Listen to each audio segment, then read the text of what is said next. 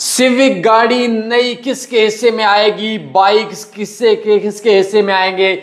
तीसरी पोल के अंदर नौजवान लड़का $208 के साथ पहले नंबर पे तीसरे पूल को विन कर गया। इस पूल के अंदर टोटल के अंदर 4 ट्रेडर शामिल हुए थे, चारों के चारों नफा के अंदर थे। और जो पहले वाला ट्रेडर है इसका नाम जुनैद है और बहुत अच्छी तरीके से डिस्ट्रिक्ट चकवाल और लावा तहसील से ताल्लुक रखने वाला ये नौजवान लड़का जिसने ये टूर्नामेंट के नेक्स्ट राउंड में पहुंच चुका है, पूल विन कर दिया। और बाकी लोगों को अलग से चांस मिल गया है। अगर आपने जिंदगी में ट्रेडिंग की है लाजमी इस इवेंट का हिस्सा बने। इसमें कोई फीस नहीं, कोई एक्स्ट्रा चार्जेस नहीं, कोई रिस्क नहीं।